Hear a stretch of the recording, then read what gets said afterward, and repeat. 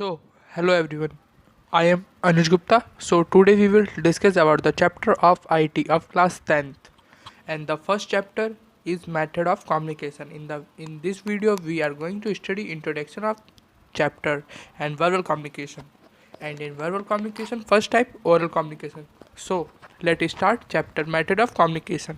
Means अपनी बातें दूसरों को कहने के तरीके वो कोई भी मेथड हो सकते हैं, इसके बारे में हम बात करेंगे इस चैप्टर में। लेकिन इससे पहले मैं आपको बता दूं कम्युनिकेशन की इम्पोर्टेंस क्या है हमारी लाइफ में। सो अच्छी कम्युनिकेशन स्किल्स होना आपको हर जगह एक एज दे देती है, फिर चाहे वो आपकी पर्सनल लाइफ हो या फिर प्रोफेशनल। सीधे शब्दों में कहें, यदि आपकी कम्युनिकेशन स्किल्स अच्छी हैं तो आपकी सक्सेस की प्रोबेबिलिटी काफ़ी हद तक बढ़ जाती है। So I think you understand what was the importance of communication skills in our life, फिर चाहे वो पर्सनल लाइफ हो या फिर professional. Let start introduction of this chapter method of communication. Communication is a process which involves sharing information, opinion, ideas and beliefs between two or more persons through a continuous activity of speaking and listening understanding। Communication एक तरीके का process होता है जिसमें involve होती है हमारी sharing information, मतलब कि कोई भी इन्फॉर्मेशन किसी व्यक्ति को शेयर करना, चाहे वो रिटन कम्युनिकेशन हो या फिर ओरल कम्युनिकेशन। इसमें हम अपने ओपिनियन आइडियाज़ को भी शेयर करते हैं बिटवीन टू और मोर पर्सन, मतलब कि दो पर्सन के बीच में या फिर दो से अधिक, through a continuous activity of speaking, listening and understanding. Okay, और इसमें पीपल और भी बहुत तरीके की कम्युनिकेशन का यूज़ करते हैं, जैसे कि written, spoken words, body gesture etcetera.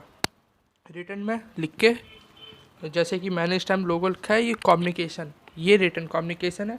और जो स्पोकन वर्ड्स का मैं प्रयोग कर रहा हूँ ये मैं बोल के कर रहा हूँ। और बॉडी गेस्चर, बॉडी लैंग्वेज, अपनी बॉडी का प्रयोग करके, चाहे वो बाय का एक सैम्बल होता है बाय, ओके, और अपने फेस का एक्सप्रेशन, ये भी एक बॉडी गेस्चर में आता है। बॉडी लैंग्वेज, ये भी बॉडी गेस्चर में आता है, जिससे कि सामने वाला पर्सन हमारी पूरी बात पूरी अच्छे तरीके से समझ सके। So in this chapter we will read about the different method of communication, their functions and their effective use in our daily life. हम इस चैप्टर में पढ़ेंगे कि कम्युनिकेशन के फंक्शंस क्या होते हैं और इसके इफ़ेक्टिव यूज़ हम इसके कितने बढ़िया करके यूज़ कर सकते हैं अपनी डेली लाइफ में। तो first point is method of communication. इसमें अपने गोल के बारे में किसी को बता सकते हैं, व्यूज़, क्या हम सोचते हैं, थॉट, और क्या समझते हैं। थॉट यानी कि क्या हम सोचते हैं, mainly depend on the situation, ये सब एक सिचुएशन पर डिपेंड है। There basic method are use in the process of communication. और इसमें there are 3 types of communication, और यहाँ पर 3 तरीके की कम्युनिकेशन पाई जाती हैं, जैसे वर्बल, नॉन वर्बल और visual. Today we will discuss about the verbal communication, and the next video we will discuss about the non verbal communication. So let start verbal communication. Verbal communication is the most popular means of sharing information or ideas.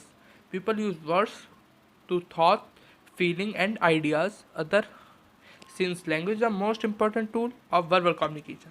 अब मैं इसको हिंदी में बताता हूँ। Verbal communication बहुत ज़्यादा popular है sharing information के मामले में, और इसमें अपने आइडियाज़ को और भी अच्छी तरीके से समझा सकते हैं। जैसे कि इसमें हम वर्ड्स का प्रयोग करते हैं, A to Z शब्द, छोटा बड़ा या फिर कोई भी उर्दू फारसी जो भी वर्ड्स हो उसका प्रयोग करते हैं अपने थॉट, फीलिंग और आइडियाज़ बताने के लिए, शेयर विद अदर। और इस वर्बल कम्युनिकेशन में लैंग्वेज की इम्पोर्टेंस बहुत ज़्यादा होती है। जैसे कि मैं इस टाइम हिंदी में भी बात कर रहा हूँ, इंग्लिश में। अगर आपको हिंदी इंग्लिश आती है तभी तो आप मेरी बात समझ पा रहे हैं। अगर आपको उर्दू या फारसी आती है और इंग्लिश हिंदी नहीं आती तो आप कोई इस वीडियो को देखे कोई फ़ायदा ही नहीं है, आप मेरी बात ही नहीं समझ सकते। तो वर्बल कम्युनिकेशन में लैंग्वेज की बहुत ज़्यादा इंपॉर्टेंट होती है। There are 2 primary method of verbal communication, oral communication and written communication. Oral communication का हम स्पोकन वर्ड्स का प्रयोग करते हैं, और इसमें to wing use to convey message को कन्वे करने के लिए। और ओरल कम्युनिकेशन में दो वे होते हैं, एक तो स्पीकिंग एंड लिसनिंग। स्पीकिंग जो स्पीक कर रहा है, लिसनिंग जो सुन रहा है। Oral communication done either by a mechanical device. उधर ओरल कम्युनिकेशन एक मैकेनिकल डिवाइस के थ्रू भी हो सकती है, जैसे कि telephone, loud speaker, tape recorder और फेस टू फेस। इसमें भी ओरल कम्युनिकेशन का प्रयोग हो सकता है।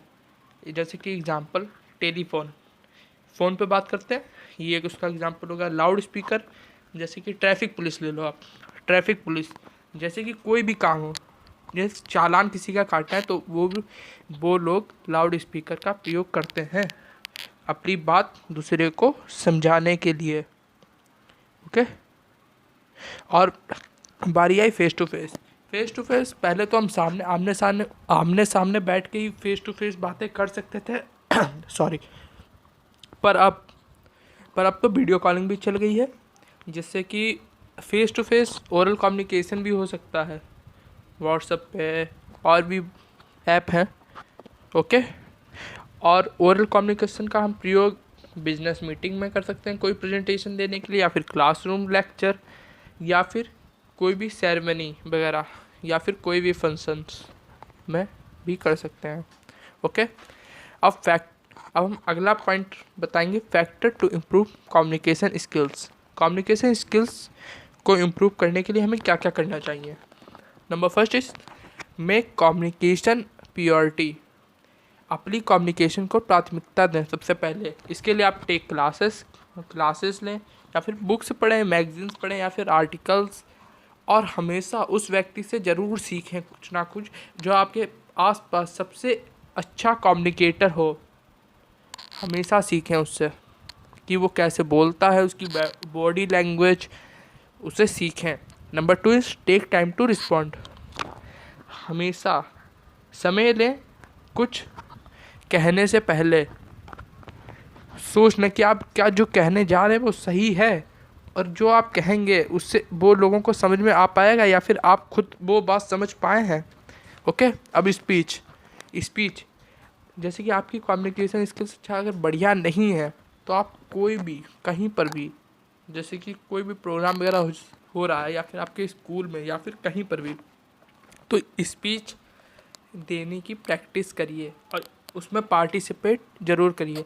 इससे आपकी कम्युनिकेशन और बढ़िया होगी। भले आपकी पहली स्पीच बेकार जाए, आपको डर लगेगा, पर धीरे धीरे वो इम्प्रूव होगी और आपकी कम्युनिकेशन स्किल्स और भी अच्छी होंगी। ओके। अब बात करते हैं वोकैबुलरी की। वोकैबुलरी यानी कि वर्ड को, शब्दों का संदूक। मतलब जैसे कि वोकैबुलरी, आप मान लो इसमें वर्ड सीखिए आप। रिपीटेशन, इसका एक पॉइंट होता है रिपीटेशन। मतलब कि वर्ड कैसे सीखें आप। कोई भी वर्ड अगर आप एक दिन में 2 से 3 बार अगर कोई नया वर्ड रिपीट करते हैं, तो आपको वो अपने आप ही याद हो जाएगा। अब सोचिए, अगर आप एक दिन में 5 से 4 वर्ड डेली सीखें और उन्हें रिपीट करिए। आपको इतना कि ध्यान नहीं रहता, तो अपने पास में एक पॉकेट डायरी ज़रूर रखें, या फिर अपने फ़ोन में कुछ भी नोट करके रखें। और जैसे आप कोई नया वर्ड सीखते हैं, उसे उसमें लिखिए और उसको ये याद रखिए कि आप क्या उसका सही से प्रयोग कर रहे हैं। 3 से 4 बार, 5, 6, 7 बार। अगर दिन में आप एक दिन में 5 से 4 वर्ड भी डेली सीखते हैं, तो एक साल में आपको पता है कितने वर्ड आप सीख जाएंगे? पूरे 1500 न्यू वर्ड। सोचिए, एक साल के बाद आपके वो कितने काम आएंगे?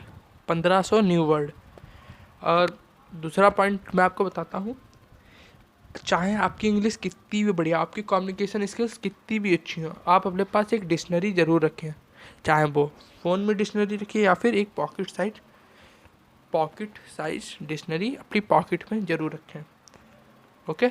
अब स्मार्टफोन अगर आपके पास नहीं है, तो पॉकेट साइज, वरना प्ले स्टोर पर जाके आप डिक्शनरी डाउनलोड कर लीजिए फ़ोन में।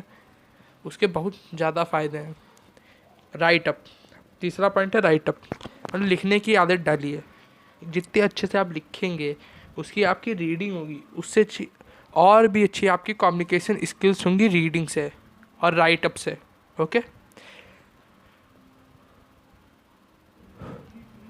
Tips to improve oral communication: read out loud, make audio video recording, of your reading, take note or areas you need to work on, talk to people in a manner that show interest, take part in a activity which involves public speaking. Okay, अब मैं बाकी की बातें आपसे अगली video में कहूँगा. Okay, thank you and please subscribe our channel and like video.